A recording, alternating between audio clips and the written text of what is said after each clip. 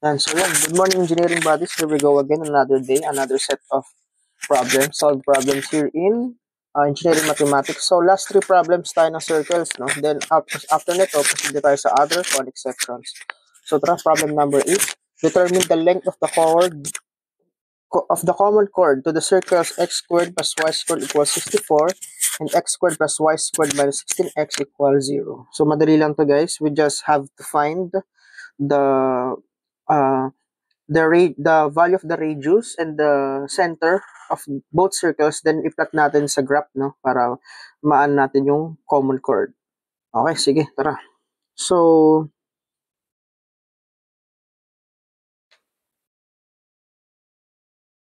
okay.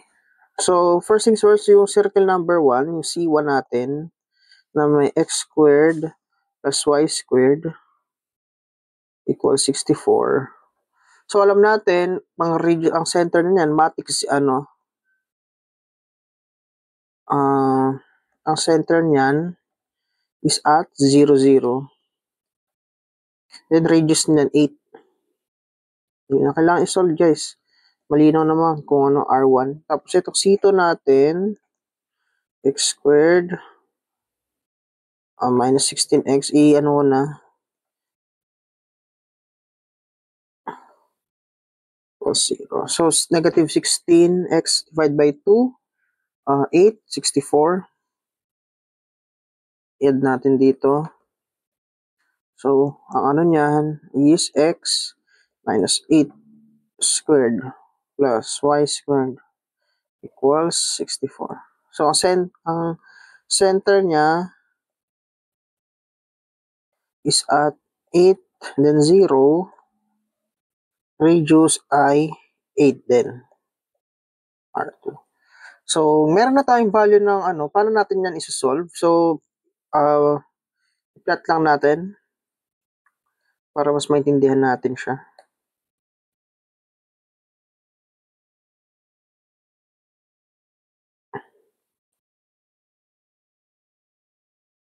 Pwede natin iusad dito. Yan. Okay, sige. So, unang circle, center is at 0, 0 dito.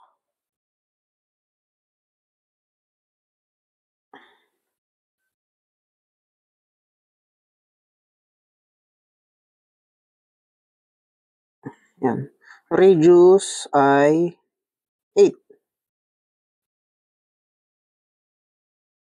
Yan. So, ang circle naman na isa, ang center niya is at 8, 0. So, sabihin natin dito. Yan, sabihin natin dyan. Ngayon, may ma-form kang circle dyan. Yan.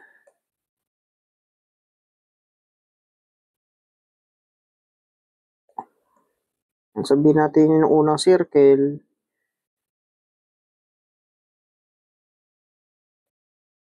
Tapos ito yung pangalawa.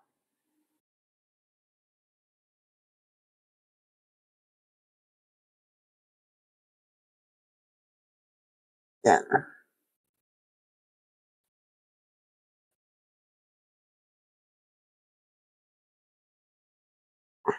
So, yan.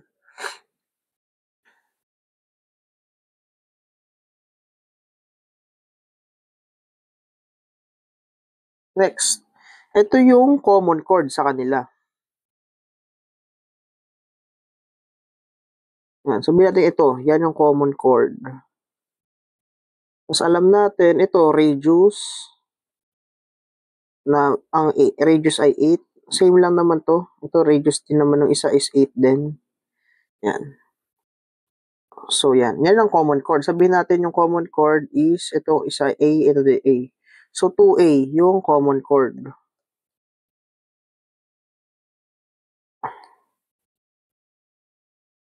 Sige, delete natin. Parang,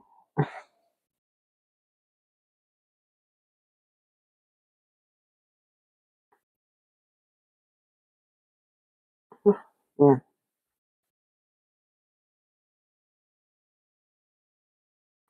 So, paano natin kukunin yan? So, madali lang naman. Para mag-Pythagorean theorem lang tayo, no? So, iano natin, isolate natin.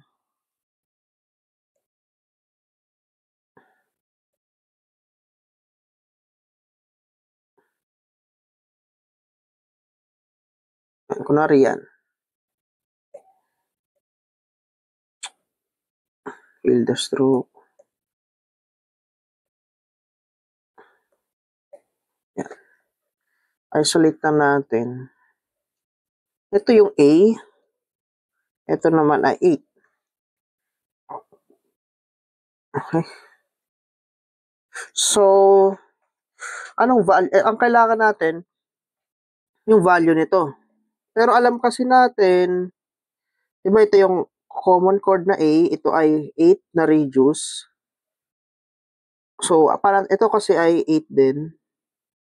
Ito yung kailangan natin makuhang value. So, theta lang. Sabihin natin ito ay theta. May angle theta dyan.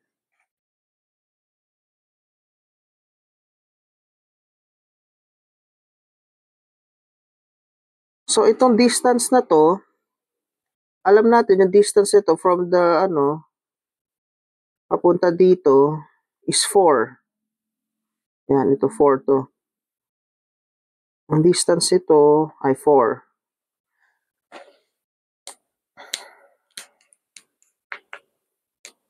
At kapag inano natin sa plot, 4 yan.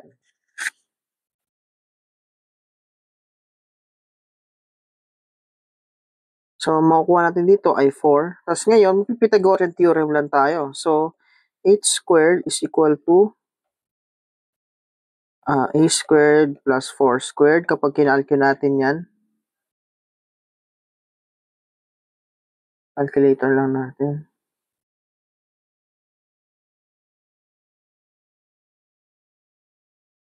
So, a is just square root ng a squared minus 4 squared. So, 6.928.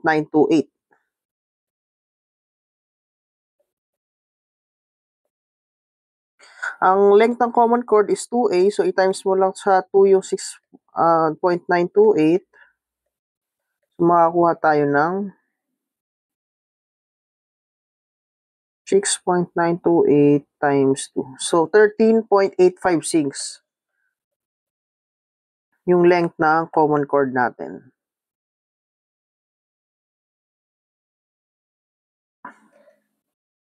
So, letter A ang sagot natin. Okay, sana, yan. So, madali lang ginawa natin kasi inanap lang natin yung value ng center nila, value ng radius, and then plinat lang natin sa graph.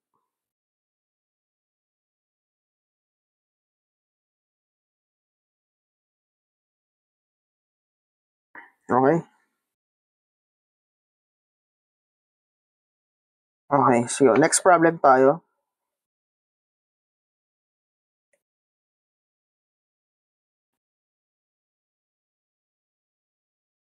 So, I believe problem number 9. Determine the equation of the circle whose center is at 4, 5, and tangent to the circle whose equation is x squared plus y squared plus 4x plus 6y minus 23 equals 0.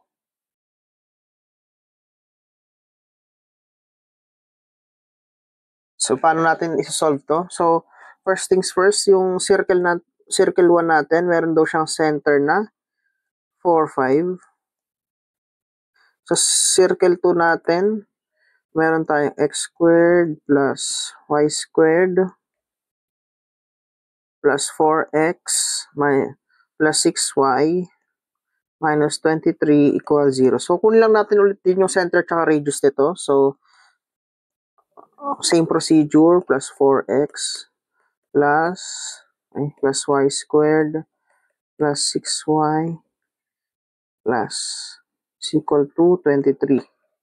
So, middle term divide by 2 squared. So, 4 divided by 2 squared. 6 divided by 2, 3. So, squared 9. Tapos add lang natin sa.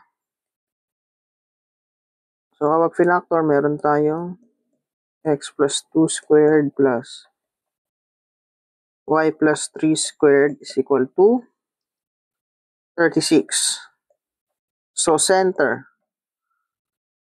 negative 2, negative 3. Radius is 6. So, ngayon meron na tayong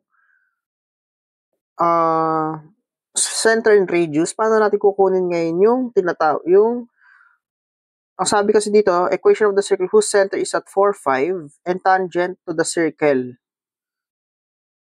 So, let's try na i-plot natin para mas magets natin yung sinasabi sa problem. Yan. So, yun yung Cartesian plane natin.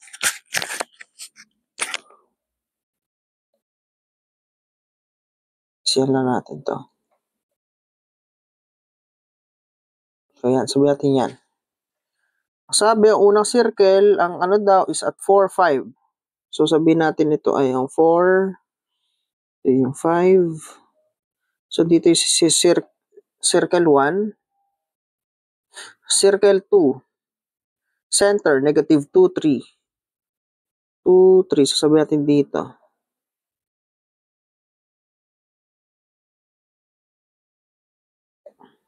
Draw the circles. Back na. Sorry.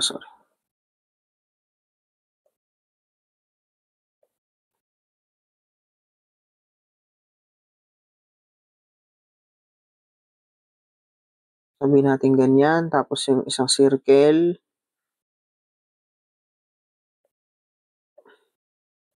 Tangent. Ibig sabihin, nagdikit sila.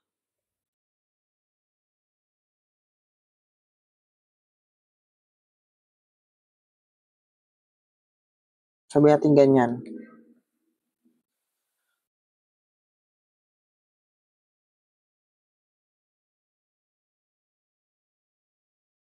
Okay? Next, ano nung next natin gagawin? Ang next natin gagawin, kunin natin tong distance na to. Yan. Pero alam natin itong distance na to papunta dito is 6 kasi radius yan no isang circle. So ito kailangan natin yung radius ng unang circle. Yan. Tapos plus, tapos kailangan natin yung distance na to. Ito yung distance D. Sabi natin distance D. Paano natin kukunin?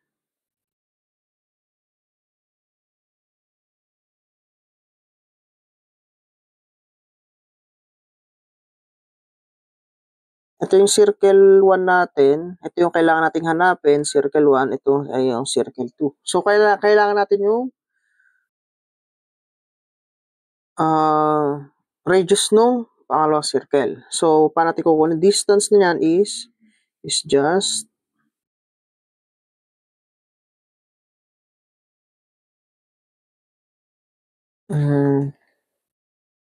ito 4, 5 at 4, 5. Distance between 2 points. So, ito naman ang circle ay negative 2, negative 3. So, x sub 2. So, 4 minus 2 squared plus 5 minus negative 3 squared. So, yan. Pag sinolve natin yan, makakuha tayo ng value ng 10. So, yung radius nung unang circle daw is, di ba, sabi natin D is equal to 6 plus R. So, ang radius nung pangalawang circle is just 10 minus 6 or 4. Yan. So, meron na tayong center ng circle na 4, 5. Meron na tayong radius na 4. So, equation ng circle 1 natin is just x minus 4 squared plus y minus 5 squared is equal to 16. So, yun yung final answer natin. Pero, naka-general form pala siya, no? So, expand mo lang yan. Pag in-expand mo yan, di ba makakuha ka ng x squared minus 8x plus 16 plus y squared minus 10x plus 25 equals 16. Simplify na lang, makakuha tayo ng value dyan na x squared plus y squared minus 8x minus 10y plus 25 equals 0. Yan yung equation natin ng circle 1.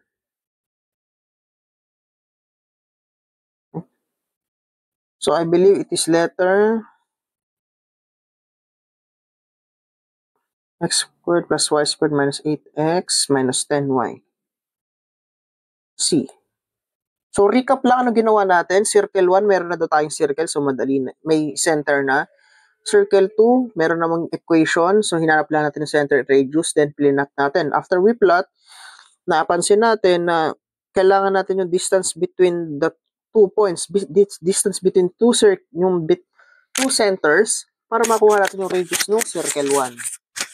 Nung nakuha na natin yung radius ng circle 1, edi meron naman tayong center, so makakabuo na tayo ng equation. So, ganyan lang natin kasunod.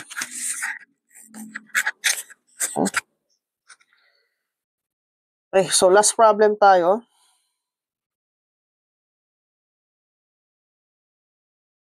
Problem number 8. Problem number 9. Ano ba? So, 1, 2, 3, 4, 5, 6, 7, 8. Problem number 8. 8 pala to. And problem number 7. So, yan. Problem number 8 tayo. Last problem, 4 circles.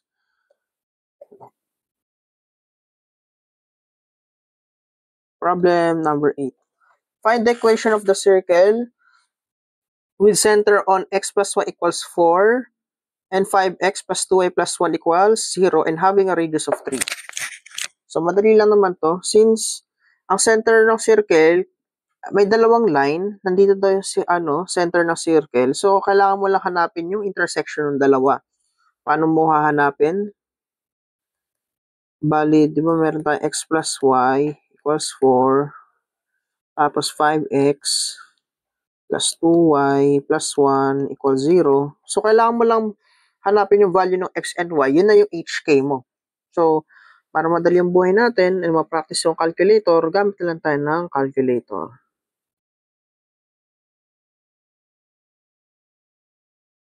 Equation.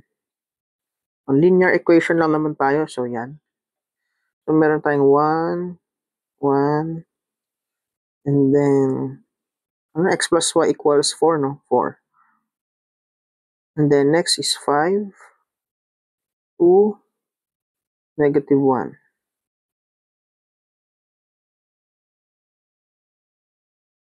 O, meron tayong x is equal to negative 3. Yun na rin magsisilbi nating value ng h. And then 7. 7, yun na rin yung k natin. Meron na tayong radius of 3. Meron na tayong meron na tayong value ng center. So, let's solve na lang natin. So, ang magiging niyan is x plus 3 squared plus y minus 7 squared equals value ng radius 3. So, 9. So, kung standard form ang tinatanong, meron ka ng value, pero ang basis kasi sa problem, radius of 32 yata to. Ay, radius of 3.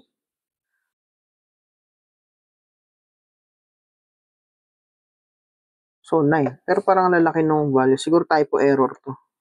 Anyway, sundin lang natin to radius of 3 na lang. So, yan 9. Then, expand natin. X squared plus 6x plus 9 plus y squared minus 14x plus 49 equals 9. So, x squared plus y squared plus 6x minus 14y. 14y to guys.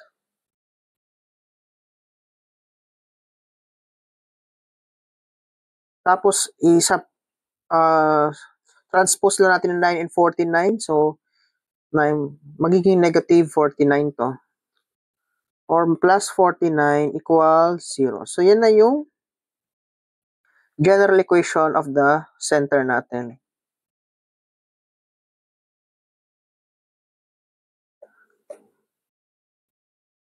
Ganyan lang siya kadali.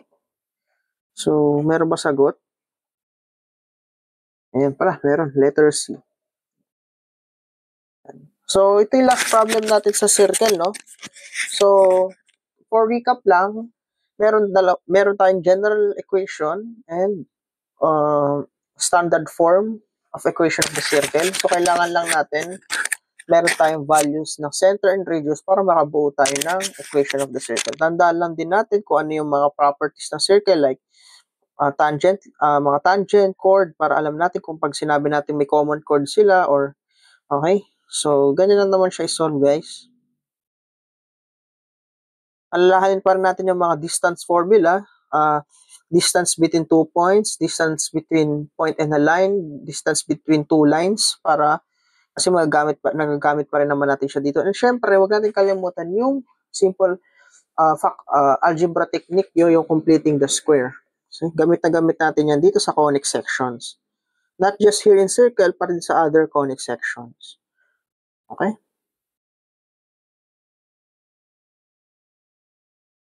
And so for more engineering tutorials, please like and subscribe to my YouTube channel and hit the bell button para update tayo sa mga future pa natin tutorials. So happy watching, keep learning, and Padayon Engineers.